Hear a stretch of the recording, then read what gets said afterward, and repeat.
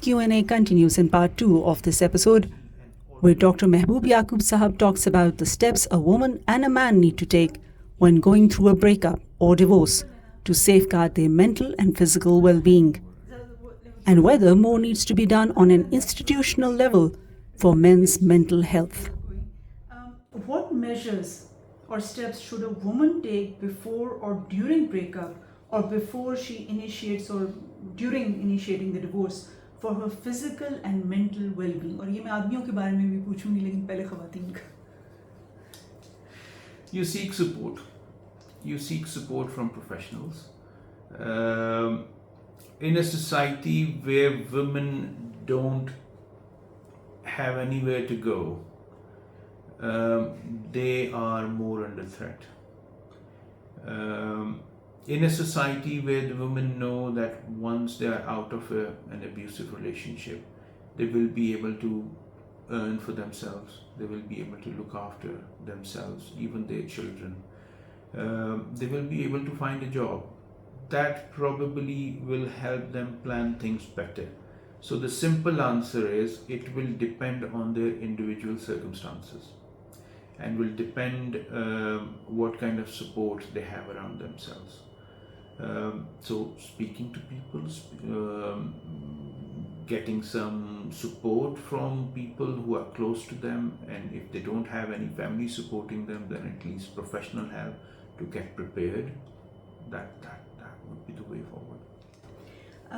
What steps or measures should a man take before or during breakup, especially a breakup that has not been initiated by him, or a divorce that has not been initiated by him but by the wife, for his physical and mental well-being?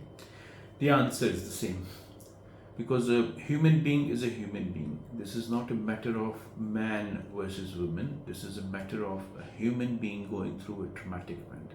Now, this would be as much traumatic for a man who ends up being violent towards their female life partner, because they haven't seen anything different.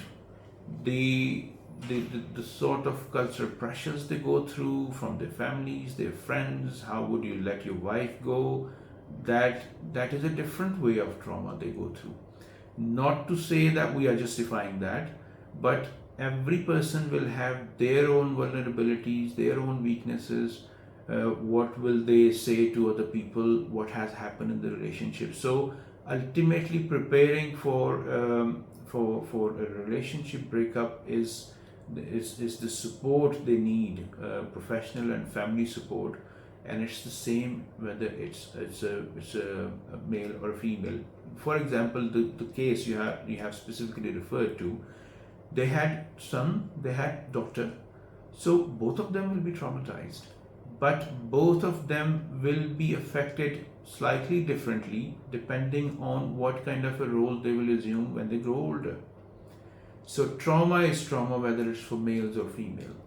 A relationship breakup is a trauma for male or a female equally, but they just depending on their circumstances, depending on how stable they are in life, or what their future plans are, or how they can look after themselves, depending on that, the impact will be different.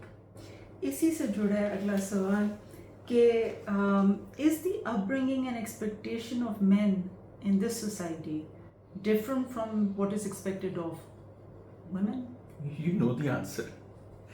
Yes, that's the stereotypes we live with, and that starts in the very, very beginning, when we are born, and when our parents starts raising us. So we talk about gender equality in some ways in some societies, but even that takes a very ugly turn in many places. It goes completely the opposite way. So where do you find the balance? Where do you strike the balance? Talking about feminism, talking about male dominant culture, you can carry out as many arguments or discussions about that. But ultimately, how parents bring up their children with tolerance developing tolerance in them, developing resilience in them, and teaching them how to respect each other, not just the opposite gender, but how to respect each other is what is necessary. What do you make of the honor killing phenomena? Because one aspect of this particular case was that, the wife had gotten involved with someone else and she wasn't happy in the marriage and she wanted out. And so that was also, created a certain kind of fissure and a certain kind of flashpoint, so to speak. What do you make of this phenomenon? It's the same. I think I have partially answered that. It's how we grow up. The sort of questions others will ask, friends will ask, relatives will ask, and then the glorifications. Haven't you ever seen a movie where honor killing was shown, not just in this culture, but in other cultures as well? There have been movies which have been liked by many people. So honor killing one way or the other, whether it's a life partner or whether it's a family member, they are shown, and these are the things which get stuck in people's mind. And then at the end of the day, it's that lack of tolerance which people grow up with, where they just cannot bear the thought that somebody has kicked us out from their life. And that abandonment feeling, it has its roots in what we have seen around us in past as well, in childhood as well. So the same principle, what we see is what we learn. And whether it's honor killing or whether it's a messy breakup, whether there was an element of one partner getting involved, because many breakups happen where men have been involved in other relationships, not just the women. So it works both ways. And why a woman cannot do anything about it? Because she's not that physically powerful, or she's maybe, if we reverse the roles, in today's world, women do what men do today, and men have the position of what women are today. Humans are still human, and my understanding is that the human beings, wherever they can do something to hurt somebody, they would do it. And it's again not about men versus women. A man comes with a whole family, and that family has his parents as well, and they have mums as well. So those mums will also have the hatred feelings about the so-called daughter-in-law. So it's not about men versus women. It's about a human being and how they're brought up, how they are brought up in life, from the early life, the resilience, the tolerance we instill in them. Now we come to the other element of overseas Pakistanis, expats and dual nationals. Now Zafar Iqbal was a Pakistani. He was married to a British Pakistani. They were settled in UK. The kids knew English. He did not, or was not that fluent.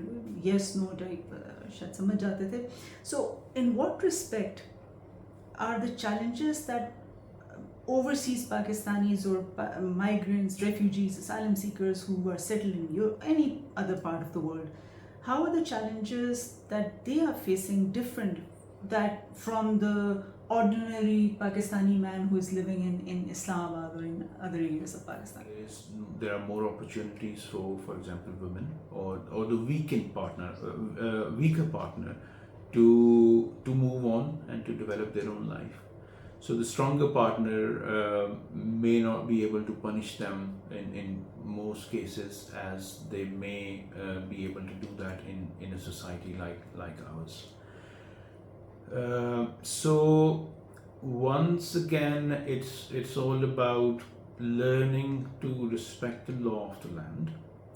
The challenges people face when they have been brought up in a particular society like ours, like Pakistan, is that they have never seen an alternative reality or an alternative view of how people survive otherwise, and how people respect each other's privacy or their wishes.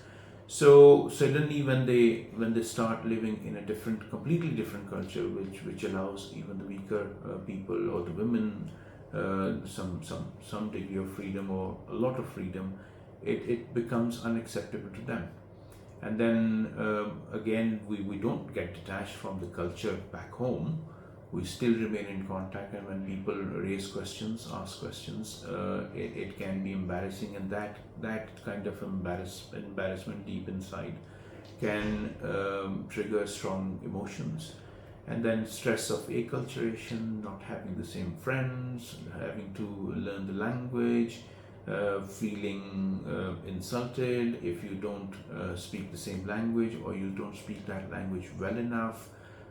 Maybe they were doing a better job here, they enjoyed better financial status here, and then in a different culture they have to work on odd jobs, as was the case with this gentleman. So over the years it takes a hit on your mental well-being, not in the sense of mental illness, but the psychological well-being, how you cope with things, how you cope with pressures. Dr. Mehboob Sahab, last question. Does the Pakistani state or government basically support the mental well-being of men, or is there a support or network of support or an organization on a governmental level that treats men's issues or men's mental well-being issues as probably, with women, there are certain organizations, there are certain departments, whether on provincial level, on federal level.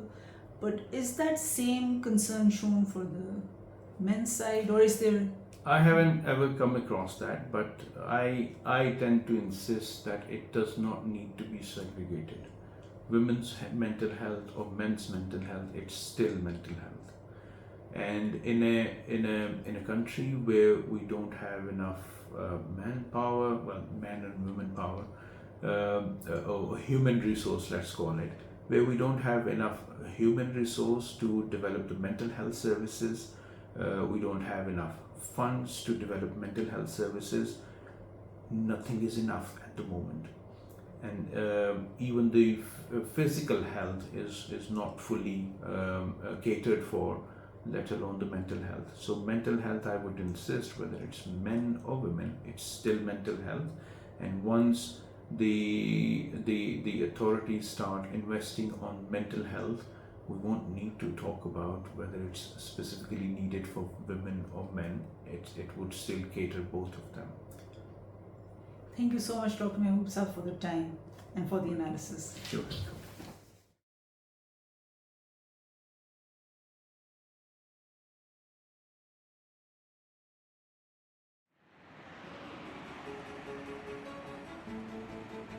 In the next episode, we'll brief the viewers and listeners of this documentary on Pakistan's Extradition Act of 1972 and the countries with whom Pakistan currently has extradition treaty, and where Zafar Iqbal fits into all of it.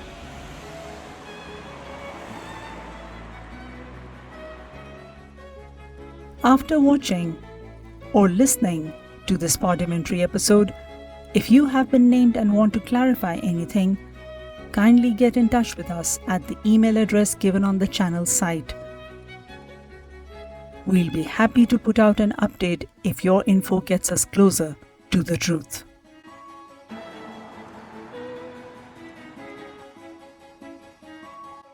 Credits. This documentary is produced by Citizen Now. All research, interviews and visuals have been done and recorded by me, your host Nur al-Huda, unless otherwise indicated. All music and news clips are open source or come under YouTube's fair use guidelines.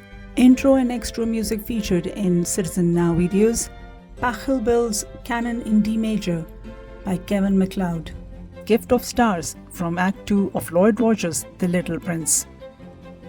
Credits are given for all image sources. Special thanks to all the participants who agreed to be interviewed for this project. Special thanks to Dr. Mehboob Yaqub. This is copyrighted material, a Citizen Now original production, 2024.